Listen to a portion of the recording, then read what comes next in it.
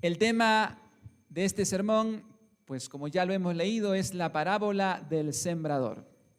Y es una parábola tan conocida que a veces perdemos de vista los detalles más importantes. Y es que, hermanos, la parábola del sembrador es tan rica, tan profunda y tan amplia que vamos a tener que dividirla en dos. Esta mañana no vamos a poder cubrir toda la parábola. Va a haber parte 1 y parte 2. Así es que no se pierda el próximo domingo porque es tan rica la parábola que necesitamos bajar la velocidad del estudio. Como cuando usted va en su carro, ¿no es cierto?, de viaje y de repente encuentra un hermoso paisaje y es tan hermoso lo que usted está viendo que usted le baja la velocidad, ¿no es cierto? Y se detiene a admirar la belleza de ese paisaje y hace detener un poco la velocidad. O cuando, por ejemplo, vamos en la carretera y de repente hay un accidente. ¿Qué es lo que hacemos también? Bueno, también disminuimos la velocidad y si hay una persona ahí tirada en el asfalto, seguramente también solemnemente bajamos la velocidad y decimos, en algún momento oramos por esa persona que está ahí. Bueno, la parábola del sembrador es tanto un hermoso paisaje como un tremendo accidente que nos hace bajar la velocidad y detenernos para pensar lo que aquí tenemos. Porque la parábola del sembrador es uno de los detalles más hermosos del reino de Dios, pero también es una advertencia tan seria como encontrar un accidente en la carretera que nos dice, tú puedes estar allí. Por eso vamos a ir despacio sobre esta parábola porque es tan importante. Es tan importante y tan trascendental esta parábola que aparece en los 3 evangelios. Tanto Marcos, Lucas como Mateo explican esta parábola. Es decir, para que aparezca 3 veces en 3 evangelios, eso ya nos dice lo importante que es. Es más, Jesús dice en la lectura que tuvimos que si no entendemos esta parábola, no vamos a entender todas las demás. La parábola del sembrador es como la llave para entender todas las demás parábolas del reino. Es como la columna vertebral de las parábolas del reino. He ahí entonces su importancia. ¿Cuál será el bosquejo que vamos a seguir para entender esta parábola? Bueno, en primer lugar, vamos a tener 3 elementos claves en la parábola. En primer lugar, el sembrador. En segundo lugar, la semilla. Y en tercer lugar, los terrenos. ¿No es cierto? Que son 4 terrenos específicamente. Ese será nuestro bosquejo. 3 elementos que vamos a estar estudiando de esta parábola para poderla entender. El sembrador, la semilla y los terrenos. Se hace en primer lugar una descripción de la historia y luego una explicación. Esta mañana vamos a ver solamente el tema de llegar hasta la explicación del sembrador.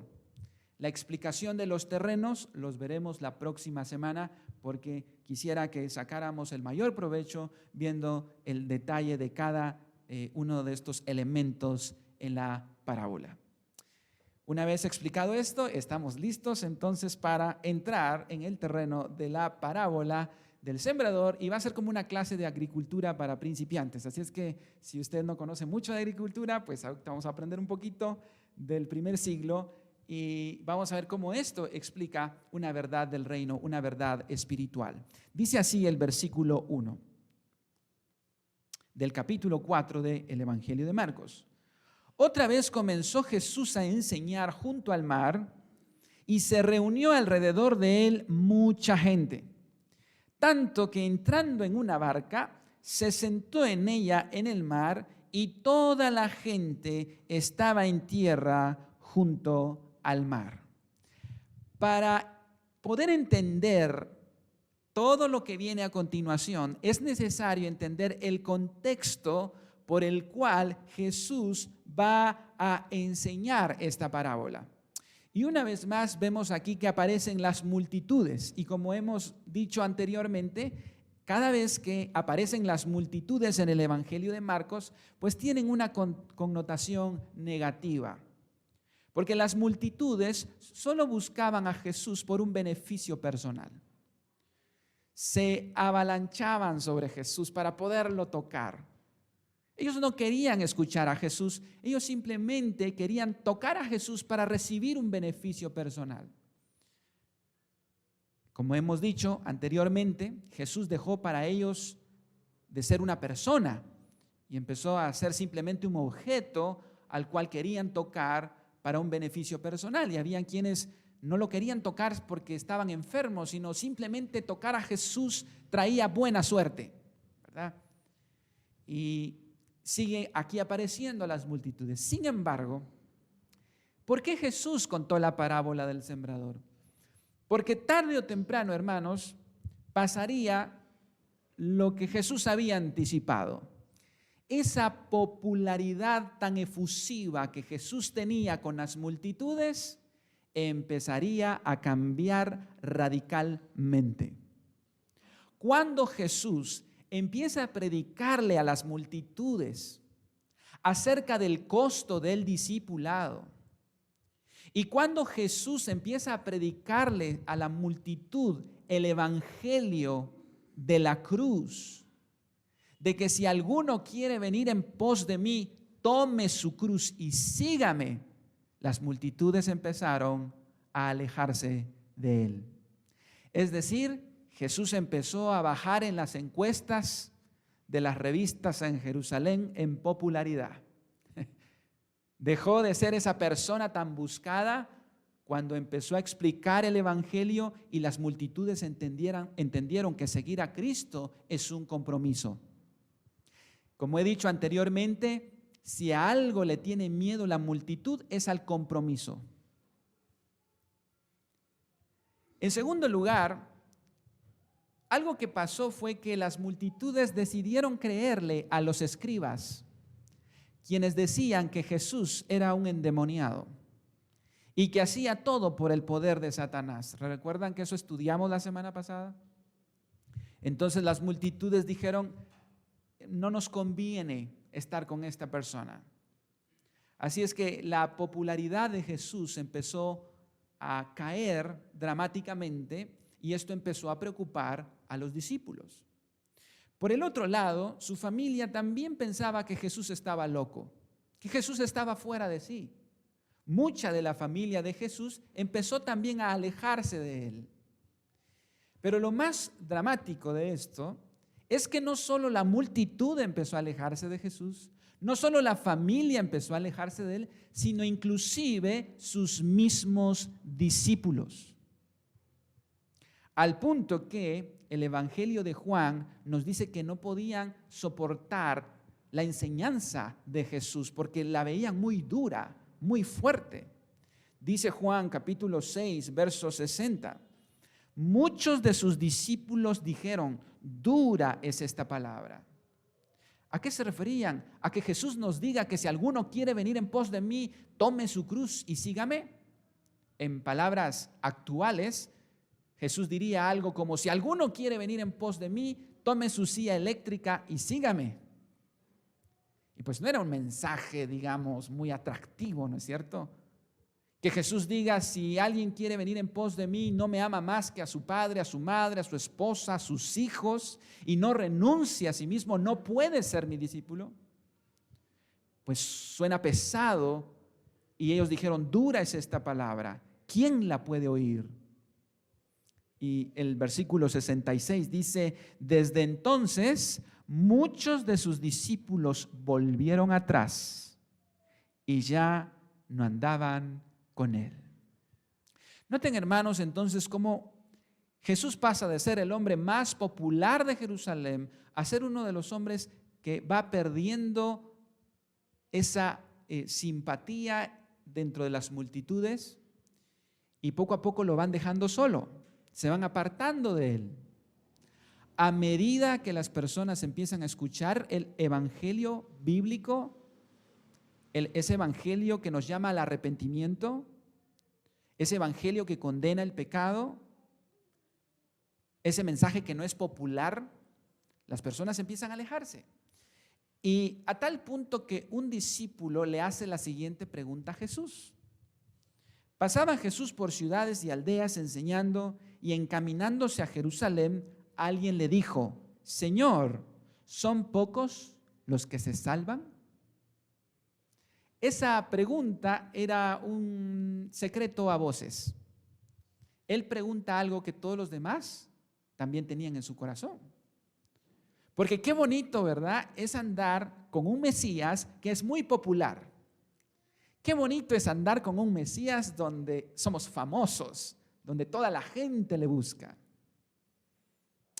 Pero cuando ya tenemos un Mesías que su familia dice que está loco, que los escribas dicen que está endemoniado, que pierde popularidad, que ya no hay multitudes, que sus discípulos vuelven atrás, entonces ellos se preguntan: Señor, ¿por qué somos tan poquitos? Y esto empieza a preocuparles. Pareciera que el ministerio de Jesús se estaba derrumbando, no estaba dando fruto. Pero también muchos de nosotros podemos identificarnos con Jesús y los discípulos a este punto. ¿No les ha pasado que ustedes inician un ministerio y parece que no da fruto? ¿No les ha pasado que ustedes inician con un corazón dispuesto a hacer algo para Dios y están con toda la emoción del mundo y en lugar de ver resultados parece que nadie llega? Y yo tengo una experiencia que de verdad amo mucho a mi pastor y hoy la entiendo mejor. No toda la vida he sido pastor, hermanos. Antes de ser pastor, estuve en mi congregación apoyando a mi pastor, como ustedes lo hacen. Pero saben, yo tuve una experiencia que todavía recuerdo. Mi pastor es el papá de Adrián, que por cierto también se llama Adrián. Pero saben, hermanos, yo me recuerdo de algo que al día de hoy yo digo: wow, ¿cómo ha de ser de difícil para mi pastor haber aquella experiencia? Que para mí en su momento no la tomé así. Yo recién empezaba a tocar el piano y entonces él me dio el privilegio de que yo tocara el piano en el culto. Entonces yo siempre llegaba tempranito, barríamos, era un cuarto pequeño, era una sala de una casa. Limpiábamos, poníamos las sillas, poníamos el teclado, conectábamos y yo me sentaba al piano. El culto era en la tarde a las 4 el domingo y el hermano y su esposa y sus hijos, que todavía Adrián era un niño, pues ahí todos listos, bien vestidos y listos para el servicio. Eran las 4 de la tarde, no había nadie, eran las 4:30, no había nadie. Y eran las 5 menos cuarto, llegaban las 5 y no llegaba nadie. Y yo ya me había cansado ahí de tocar el piano para esperar que vinieran las personas. Y el hermano, mi pastor Adrián, se levanta con mucha pena y me dice: hermano, me dice, yo creo que vamos a tener que suspender el culto porque no vinieron. Y yo le respondía: no tenga pena, hermano, no hay ningún problema. Dentro de 8 días yo vengo. Yo estaba feliz tocando el piano. Para mí era un gozo estar ahí. 18 años después, o 20 años después, yo me pregunto qué difícil ha de ser para un pastor preparar toda la semana un sermón, preparar toda la logística y que no llegue nadie. Yo no me sentí triste ni nada, para mí era como, bueno, yo vine al culto. Pero algo así estaban sintiendo los discípulos, porque no llegaban las personas ahora con Jesús. Y entonces es por eso que Él va a contar la parábola del sembrador. El problema no está en el sembrador, el problema no está en la semilla, el problema está en el terreno. De los 4 terrenos, 3 no dieron fruto. Es decir, de 4, solo 1 va a dar fruto. Entonces, este es el contexto en el cual se va a explicar la parábola y va a ser de mucho ánimo también para nosotros, porque a veces no vemos multitudes.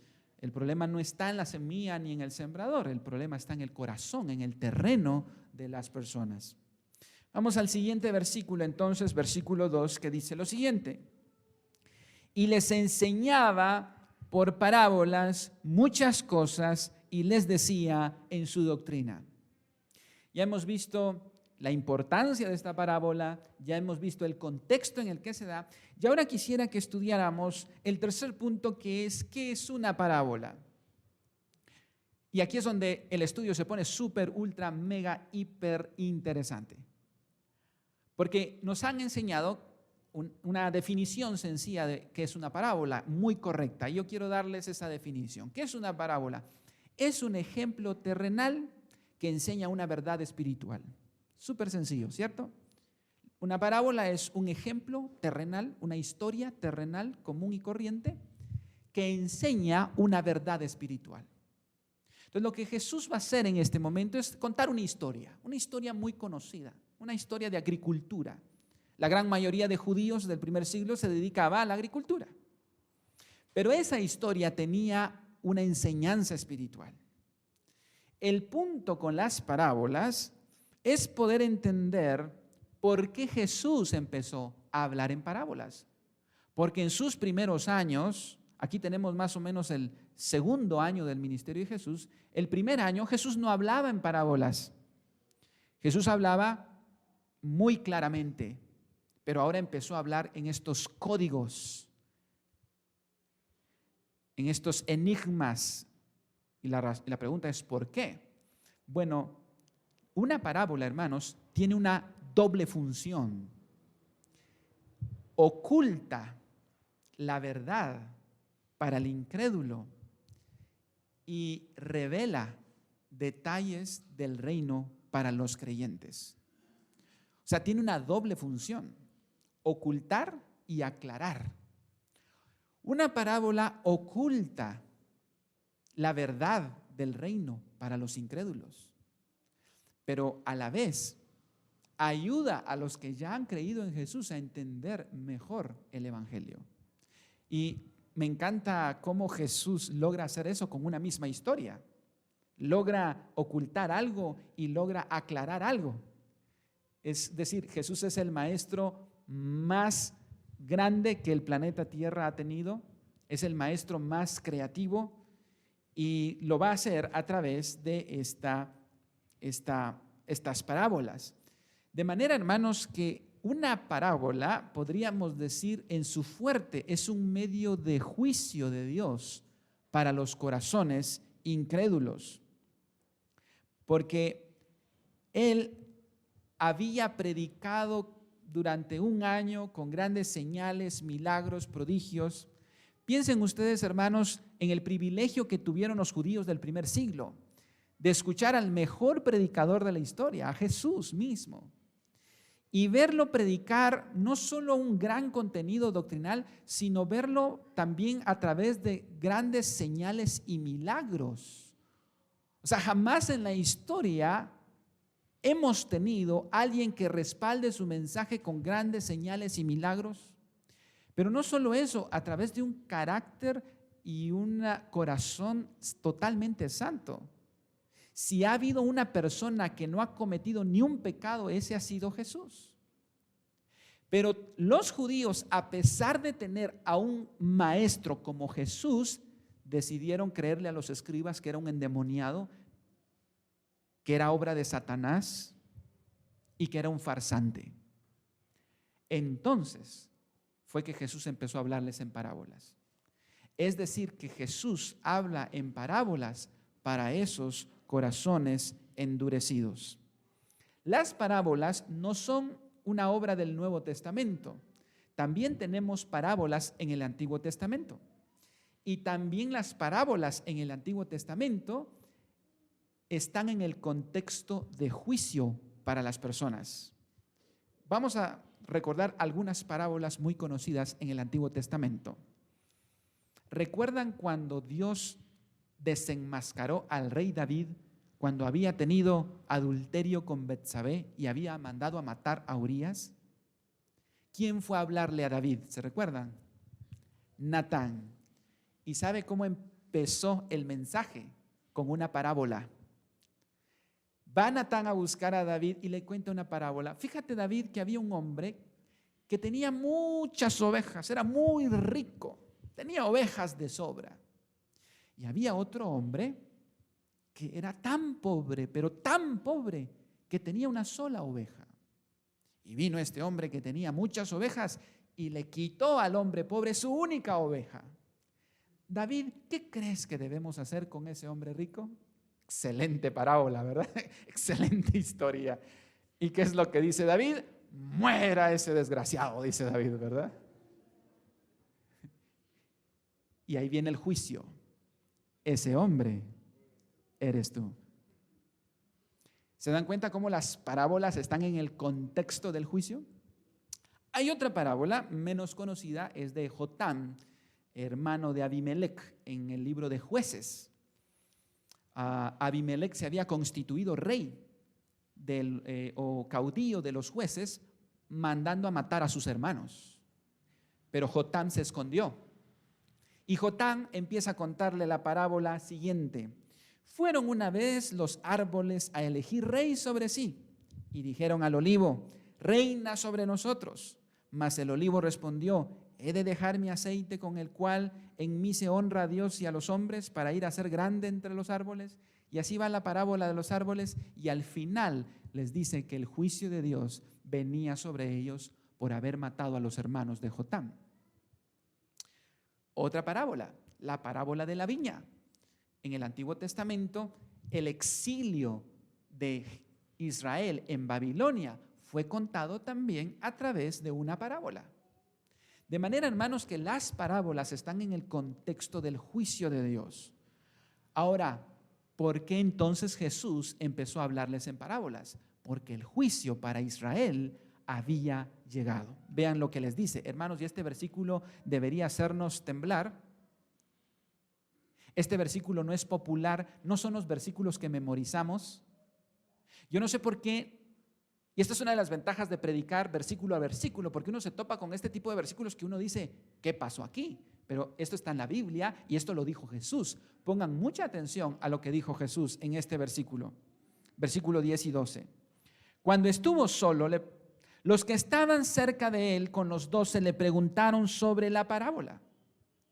Y él les dijo: a vosotros os es dado saber el misterio del reino de Dios, mas a los que están fuera, por parábolas todas las cosas. Leamos juntos. Para que viendo, vean y no perciban, y oyendo, oigan y no entiendan, para que no se conviertan y les sean perdonados los pecados. ¡Wow! Hermanos, eso lo dijo Jesús. ¿Sabía usted que Jesús aquí no quiere que se conviertan? ¿Alguna vez usted había escuchado a un Jesús que dice: es que no quiero que se conviertan, quiero que oigan y no entiendan, quiero que vean y no perciban? El juicio había llegado para los corazones endurecidos. El juicio había llegado para los corazones indiferentes. El juicio había llegado. Hermanos, hay un punto, hay una línea que uno cruza con estar jugando con Jesús, con estar jugando con Dios, que Jesús mismo cierra la puerta y dicen: ¿sabes qué? No más. Para que no se conviertan, no quiero que tus pecados sean perdonados. Entonces, hermanos, eso a mí me tocó mucho en esta parábola. Por eso decía que la parábola es un hermoso paisaje por lo que vamos a ver, pero también es un terrible accidente que debería llamarnos la atención a todos, hermanos. A todos. Que Jesús diga estas palabras tan delicadas y tan peligrosas. Jesús les estaba cerrando la puerta. Israel había llegado al límite. ¿Sabe cómo se puso a llorar Jesús sobre Jerusalén? Jerusalén, Jerusalén, que matas a los profetas y a los que te son enviados. Al último que mataron, que rebalsó el vaso, fue a Jesús mismo. el juicio había llegado a través de las parábolas para Israel. Y ese juicio llegaría a su clímax cuando en el año 70 después de Cristo, el general Tito romano destruiría a Jerusalén y se cumpliría la parábola de Jesús: no quedará piedra sobre piedra. Así es que estas parábolas, hermanos, las entenderían y se explicaría a aquellos del grupo cercano, a aquellos que sí habían creído, a aquellos que voluntariamente se habían sometido a Cristo. Para ellos sería la explicación de esta parábola. Jesús no echaría más las perlas del evangelio en los cerdos. ¿Se recuerdan de esa frase de Jesús en el Sermón del Monte? Ahora, cuando Jesús dice para que vean y no perciban, y oigan y no entiendan, aquí está citando otro pasaje del Antiguo Testamento, que es Isaías. ¿Se recuerda usted, hermano, del llamado de Isaías cuando él vio a Dios sentado en su trono y habían serafines alrededor de él? Pues ese pasaje es el que está citando aquí Jesús en Isaías 6, versículo 9, verso 10. Pongamos atención a ese texto. Y dijo, Dios le dice a Isaías: anda y di a este pueblo, oíd bien y no entendáis. Ved, por cierto, mas no comprendáis. Engruesa el corazón de este pueblo y agrava sus oídos y ciega sus ojos, para que no vea con sus ojos, ni oiga con sus oídos, ni su corazón entienda, ni se convierta y haya para él sanidad. Hermanos, la tarea de Isaías era ir a cerrarle los oídos, a cerrarle los ojos. Hermanos, pero ¿no es que Dios quiere que se conviertan las personas? ¿Acaso no Jesús quiere que vengamos a Él y perdonar nuestros pecados? ¿Qué pasó aquí?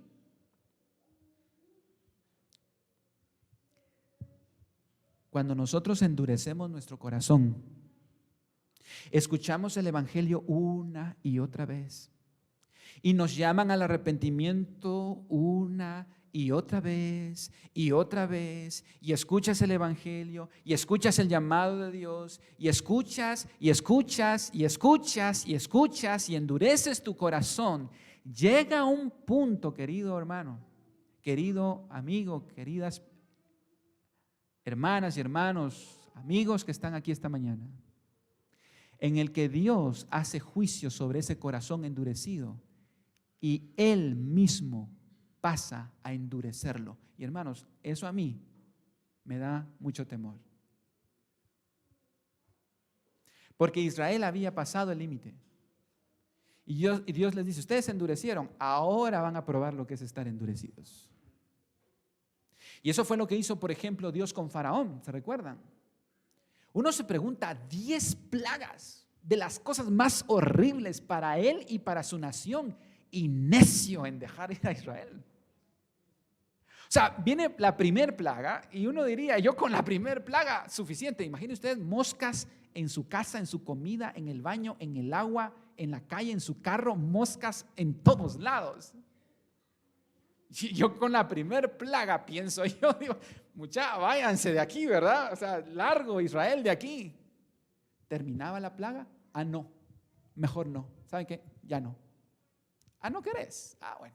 La plaga de sangre. Su agua pura se convierte en sangre, el chorro para lavar los trastes está lleno de sangre, usted se va a bañar y cuando siente que es rica el agua y cuando es pura sangre, los ríos llenos de sangre, no hay nada de agua, todo es sangre. Usted dice, un hombre, y es pues porque estoy aquí con Israel. Israel, por favor, largo de Egipto. Ah, no, don Faraón se convertía.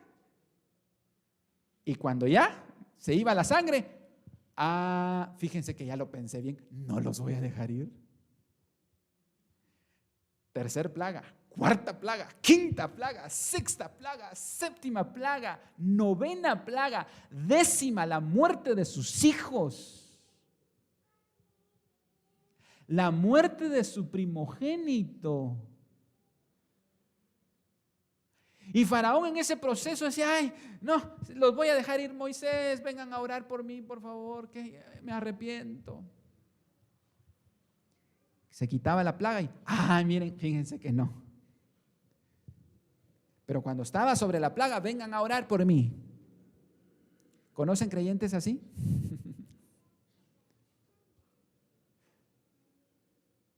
¿Saben por qué fue tan terco? Al punto que se le murió su hijo.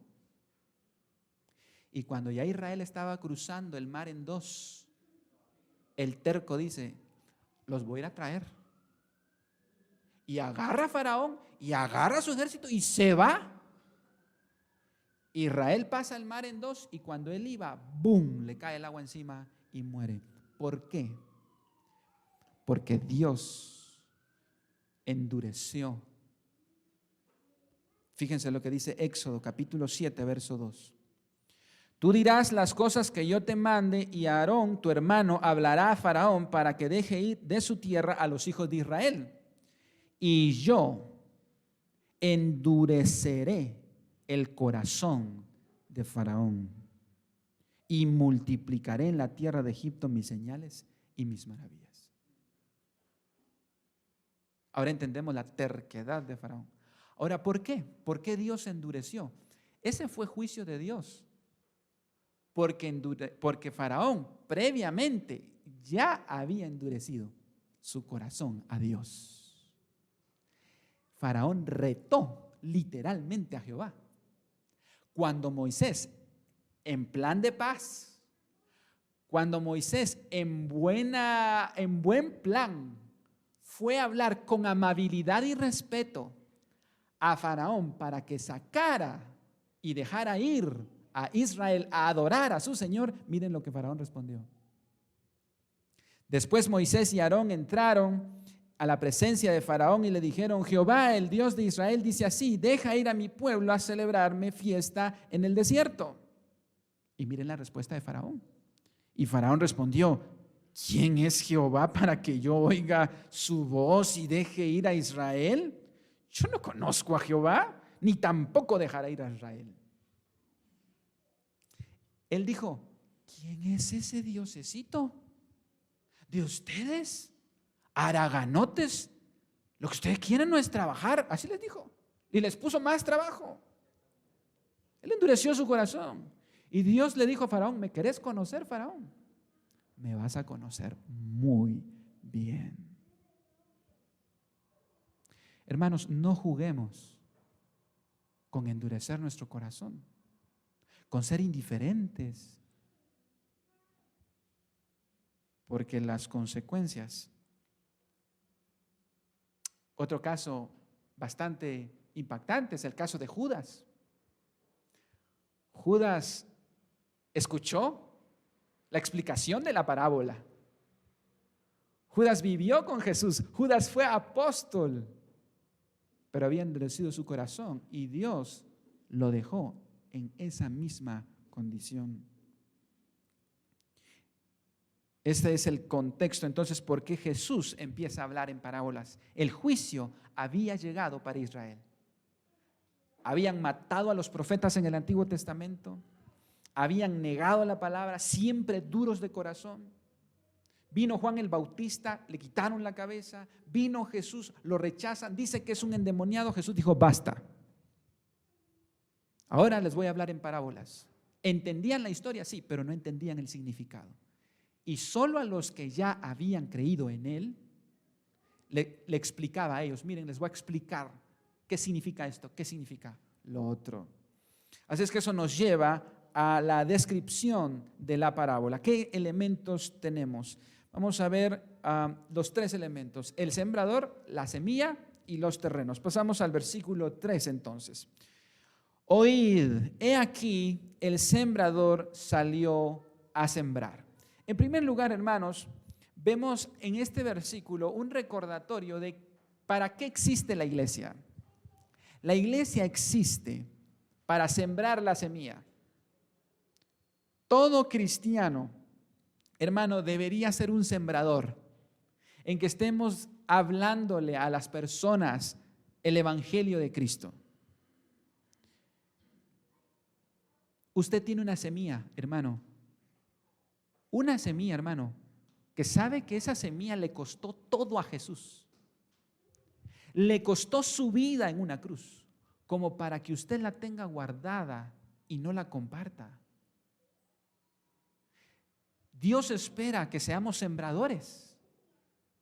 Y hermanos, sembrar la semilla es compartir el evangelio a su vecino, a su compañero de trabajo. Ayer tuve la oportunidad de compartir con un jovencito que venía antes al club de niños y que ahora es todo un jovencito. Y hermanos, qué bueno es poder compartir esa semilla. He aquí el sembrador dice, salió a sembrar. ¿Qué necesitamos hacer, hermanos, para sembrar? Es salir. No quedarnos encerrados en las 4 paredes de nuestra mente y de nuestro corazón, no estas 4 paredes. Porque aquí no estamos encerrados, ustedes vienen solo los domingos, mañana se van a su trabajo, a la universidad, y es allí donde tenemos que aprovechar para sembrar la semilla. El siguiente elemento que tenemos es la semilla que el sembrador sale para, valga la redundancia, sembrar. ¿Cuál es esa semilla? Esa semilla es la palabra de Dios, es el evangelio. Dice que la fe viene por el oír y por el oír la palabra de Dios. ¿Sabe cuál fue el apodo que le pusieron a los apóstoles en el libro de Hechos? Los que trastornan al mundo. Esa semilla fue la que ellos usaron en el libro de Hechos para trastornar al mundo. El tercer elemento, ya tenemos, solo estoy dando la descripción rápidamente de el sembrador, la semilla. El tercer elemento son los terrenos. Y vamos a encontrar 4 terrenos. Vamos a ver la descripción. El primer terreno, versículo 4. Y al sembrar, aconteció que una parte cayó junto al camino, y vinieron las aves del cielo y la comieron. Eso de junto al camino nos explica que los terrenos del primer siglo no tenían cercas o monjones como hoy los terrenos tienen en el campo, sino lo que dividían los terrenos eran los caminos, las veredas. Y ustedes saben que entre más uno pasa por una vereda, más fuerte se hace. Entre más personas pasan, el camino se endurece más. Y ahí cayó la primer parte. Israel tenía muchas de estas veredas que las personas, entre tanto caminar, endurecían el terreno. Ahí cayó, dice la historia, solo estamos en la descripción, esta primer semilla. El segundo terreno que tenemos, dice el versículo 5, otra parte cayó en pedregales, donde no tenía mucha tierra, y brotó pronto, porque no tenía profundidad de tierra, pero salido el sol se quemó, y porque no tenía raíces, se secó. Geográficamente Israel, en su posición al estar en Medio Oriente, es una tierra muy rocosa, muy árida. Y la siguiente semilla cayó en este terreno de pedregales. Pasamos al siguiente terreno, versículo 7. Otra parte cayó entre espinos, y los espinos crecieron y la ahogaron y no dio fruto. Si tenemos un terreno árido, pedregoso, entonces tenemos que allí van a crecer las famosas zarzas. ¿Recuerdan ustedes cuando Dios llamó a Moisés en una zarza ardiendo? Pues una zarza era un arbusto lleno de espinas. Era tan común que ustedes recordarán que cuando iban a crucificar a Jesús hicieron una corona de espinas precisamente de una zarza, de uno de estos lugares donde cayó la semilla. Este es el tercer terreno. Así es que vamos ahora al cuarto terreno. Estamos solamente en la descripción de la historia. Versículo 8. Pero otra parte cayó en buena tierra y dio fruto, pues brotó y creció y produjo a 30, a 60 y a 100 por uno. Entonces les dijo, esto fue lo último que escuchó la multitud, el que tiene oídos para oír, oiga. El que tiene oídos para oír, oiga. La pregunta es, ¿entendieron la parábola? Pues si uno escucha solo la historia, uno dice, parece una clase de agricultura sencilla. Recordemos, 4 terrenos. El primero, junto al camino. El segundo, de pedregales. El tercero, de espinos. Y el cuarto, buena tierra. El cuarto, buena tierra. Bueno, vamos a ver hoy, y con esto termino, solamente la explicación del sembrador que ahora Jesús va a dar.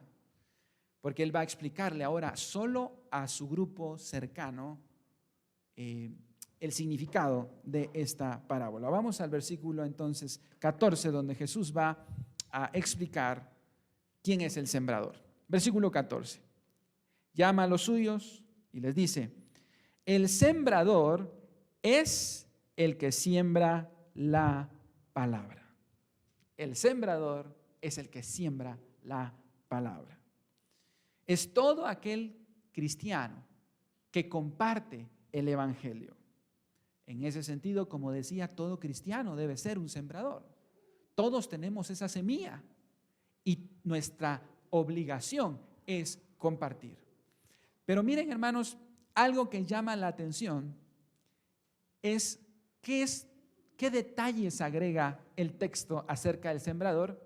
¿Y sabe qué? No agrega ni un solo detalle. No sabemos cómo se llamaba, no sabemos cómo estaba vestido, no sabemos qué estrategia utilizaba. Simplemente era un sembrador. Lo que llama la atención es el anonimato del sembrador. ¿Y sabe por qué llama mucho eso la atención hoy? Porque hoy día le damos más importancia al sembrador que a la semilla. Que va a venir a predicar fulano de tal, que ya no le decimos sembrador, le decimos apóstol, ¿verdad? Suena más pesado. Hoy se le da una importancia tan grande al sembrador que parece que lo que importa más es el sembrador y no la semilla. Y eso no es solo ahora. La iglesia de Corinto se peleaba por los sembradores. Y decía, no, que el mejor sembrador es Apolos. No, que el mejor sembrador es Pablo. Así es que Pablo tiene que intervenir y les escribe una carta para darles su buena jaboneada. Y les dice en 1 Corintios capítulo 3, versículo 4, porque diciendo el uno, ciertamente soy de Pablo. El otro decía, no, yo soy de Apolos. ¿No sois carnales? Pues ¿qué es Pablo y qué es Apolos? Servidores por medio de los cuales habéis creído, y eso según lo que cada uno concedió al Señor. Yo planté, Apolos regó, vean, está hablando de la semilla, pero el crecimiento lo ha dado Dios. Así que ni el que planta es algo, ni el que riega, sino Dios que da el crecimiento. Olvidémonos del sembrador. Siervos inútiles somos.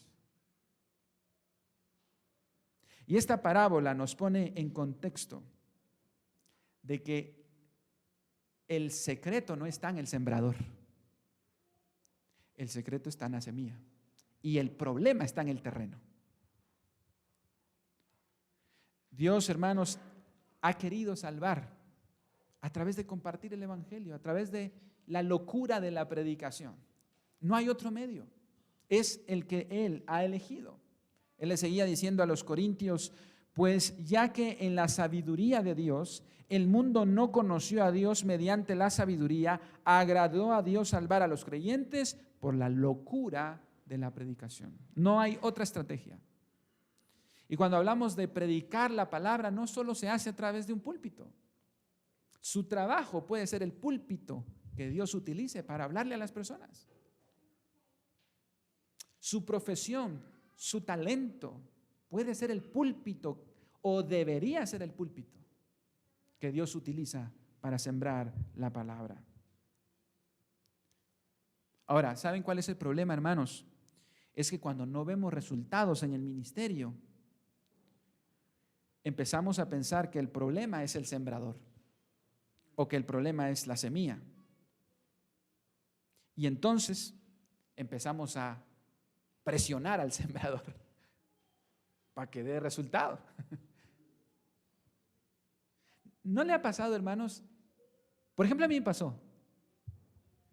El mismo predicador, el mismo mensaje en mi congregación, y yo aquí estoy. Mi primo también está pastoreando y un montón de más amigos de mi generación, de mi iglesia, están hoy alejados del Señor. ¿Cuál fue la diferencia? ¿Escuchamos al mismo pastor?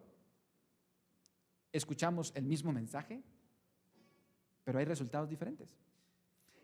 A mí me gusta mucho ver los sermones de Jonathan Edwards, que fue un gran predicador en Estados Unidos, que trajo grandes avivamientos. Y cuando uno ve el mensaje, hermanos, uno ve el mensaje que es tan, digamos, normal, nada fuera de lo común. Ese mensaje tan sencillo trajo una explosión y un despertar. Y hoy ese mismo mensaje no causa nada. La pregunta es, ¿dónde está el problema? ¿En el sembrador? No. ¿En la semilla? Tampoco. ¿Dónde está el problema en la parábola del sembrador? En los terrenos, en el corazón. Entonces, cuando nosotros no vemos resultados, empezamos a alterar la semilla, pensando que esa semilla ya es muy obsoleta. Además tiene 2000 años de antigüedad. Esa semilla ya no. Hay que inyectarle ciertos esteroides a la semilla, ¿verdad? Hay que inyectarle un poquito del evangelio de la prosperidad y le inyectamos ahí a la semilla. Hay que inyectarle un poco de psicología moderna. Hay que inyectarle a la semilla un poco de positivismo y empezamos a alterar la semilla pensando que el problema es la semilla. Y terminamos cambiando el evangelio. O empezamos a presionar al sembrador y a decirle al sembrador que empiece a cambiar su estilo, que empiece a adaptarse un poquito más. A mí un día me preguntaron, hermano, ¿por qué usted siempre predica formal, con corbata? ¿Por qué no es más casual, verdad? Eso va a conectar más con las personas. Yo no sé si eso conecte más. Hay predicadores que pasan en jeans, tenis, playeras.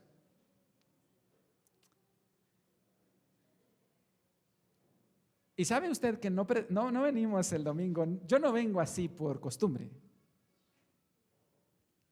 Es la implicación del vestuario. Había un amigo que es pastor, pero que él nunca se pone corbata, ni saco, ni nada cuando predica. Él siempre predica de playera. Y un día me lo topé en una boda. Él aborrece las corbatas y las camisas y los sacos. Y un día lo encontré en una boda y lo encontré bien formalito, con su corbata y su camisa y su saco. Mano, le dije, ¿y eso que andas hoy así como de corbata y de saco? No, es que es una ocasión muy especial. Ah, le dije yo, ahora entendés por qué yo predico el domingo con corbata y saco. Porque es para mí una ocasión especial. Ah, me dijo. Yo te creería que vinieras a esta boda en tenis, en short o en pijama si quisieras, le dijera yo. Pero el vestuario dice algo, ¿no es cierto? ¿Ante quién nos presentamos? En Estados Unidos uno debe llegar ante ciertos jueces en ciertos estados. Usted no puede llegar ante el juez en pijama. O sea, usted tiene que llegar formal, porque usted está llegando con la autoridad. Ahora, yo no quiero ser un fariseo legalista, ¿verdad, hermanos? Que yo les diga, miren, todos tienen que... No somos eso. Pero digamos, representa mucho o dice mucho el vestuario que nosotros utilizamos. Pero lo que quiero decir, hermanos, es que cuando no vemos resultados, empezamos a querer cambiar la semilla o empezamos a querer cambiar al sembrador, cuando el problema está en el terreno. Y quiero terminar con este pasaje que dice en Romanos 1:16, porque no me avergüenzo ¿de qué? Del evangelio, porque es poder de Dios para salvación de todo aquel que cree. Hermanos, esa semilla del evangelio es la que cambió mi vida, es la que cambió la vida de muchos de ustedes. Sigamos sembrando la semilla. Es más, yo quiero dejarle una tarea esta semana. Siembre la semilla en alguien esta semana. Eso es lo que nos deja esta primera parte del sembrador. ¿Sabe? Alguien se estaba quejando conmigo una vez de que en su colonia había llegado un vecino terrible. Escuchaba música hasta la 1 de la mañana. No los dejaba, se ponía a tomar. Era un vecino que no les daba reposo. Yo preguntaba, en toda la vida, ¿será que no hubo alguien que le sembrara la semilla a esta persona? Y si hoy a nosotros nos toca un vecino así, es tal vez porque tenemos un montón de semillas guardadas y no la hemos compartido. No compartir la semilla pasa factura, hermanos. Un día usted se va a topar con un inconverso, que otro cristiano no lo evangelizó, no compartió la semilla, y eso lo sufrimos todos. Qué bonito cuando llega un vecino cristiano, amoroso y todo, que usted no conocía. Ay, qué bueno, usted es cristiano. Ay, yo también. Ay, qué alegre, ¿verdad? Qué bueno que otro lo evangelizó, porque usted no lo hubiera evangelizado, ¿verdad? No compartir la semilla nos va a pasar factura. Un día su hermosa hija va a llegar con su novio y le va a preguntar, ¿es cristiano? No. Ahí está la consecuencia. Un día nuestra familia va a morir y va a ir al infierno, teniendo nosotros, hermanos, cantidades de semillas ahí. Yo no conozco mucho agricultura, yo crecí en el interior, pero yo sé que ciertas semillas cuestan más caras que otras. Pero esa semilla que usted y yo tenemos, hermanos, no es en dólares, no es en euros, no es en libras esterlinas. La sangre de Cristo, esa semilla que usted tiene el poder para cambiar, para transformar a las personas. Usted y yo somos sembradores. No nos quedemos con esa semilla, hermanos. Me recuerdo de otra parábola. Esa no es parábola, esa es una historia real del Antiguo Testamento, donde unos leprosos se estaban muriendo de hambre. Ellos, los leprosos, estaban afuera de la ciudad. Y la ciudad estaba sitiada, estaba rodeada, la ciudad de Jerusalén, por un ejército. Y allá adentro se estaban muriendo de hambre. Y había una ciudad a la par que había sido conquistada, donde estaba tirada la comida. Y los leprosos, por ser leprosos, estaban afuera de la ciudad. Y pensando ellos que esa ciudad no había sido destruida, fueron a esa ciudad, la vieron entre los arbustos y se dieron cuenta que la ciudad estaba destruida y había comida a morir. Y los leprosos también tenían hambre, se tiraron encima de la comida, empezaron a darle. O sea, llevaban meses sin comer.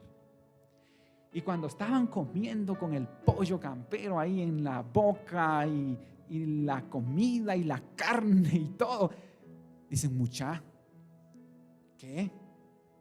Aquí hay tanta comida y aquellos allá se están muriendo de hambre. No seamos mala onda. Vayamos a la ciudad a decirles que aquí hay comida. Mientras usted está comiendo del evangelio y se hace gordo y gordo y gordo, allá afuera usted podría cambiar con esa semilla la vida de una persona. Pero seguimos comiendo y comiendo y comiendo y nosotros estamos bien, pero usted no sabe cómo están allá afuera las personas. Compartamos la semilla, hermanos. Hay una fecha donde vamos a venir todos un sábado aquí a la iglesia. Todos están cordialmente invitados. Vamos a salir a evangelizar sábado a las 3:30 de la tarde. Ya les pasará la fecha a la secretaria, está en el cronograma, les vamos a enviar el cronograma de esas fechas. Le invitamos, pero no espere ese sábado. La tarea es esta semana sembrarle la semilla. y la otra semana explicamos los terrenos. Si usted viene frustrado porque no le recibieron la semilla esta semana, tranquilo. La otra semana vamos a entender por qué rechazan eso, pero su tarea es sembrar. Vamos a ponernos de pie y vamos a darle gracias a Dios porque su palabra fue sembrada hoy en nuestros corazones. Padre, muchas gracias, Señor, porque un día mi corazón era pedregoso, mi corazón era espinado, mi corazón era duro como el camino, como el asfalto, como el concreto. Pero tú operaste un cambio en mi ser, Señor. Y hoy soy lo que soy por tu gracia y misericordia. Padre, ayúdanos a recordar que somos sembradores. No somos estrellas, Señor. Somos sembradores. Y es nuestra obligación esparcir la semilla por todo lugar donde vamos. Ayúdanos a ser intencionales, Señor, a no guardar la semilla. Qué pecado terrible que nos va a pasar la factura a los cristianos en Guatemala tarde o temprano porque no lo estamos haciendo. Nos va a pasar la factura. Señor, que esta semana ninguno se quede sin el compromiso de sembrarle a alguien. Los resultados son tuyos, Señor. Si Él lo rechaza, es problema de Él, pero es nuestro problema sembrar la semilla, salir y sembrarla. Ten misericordia de nosotros. Haz de esta iglesia una iglesia sembradora. Te lo pedimos en el nombre de Jesús. Amén.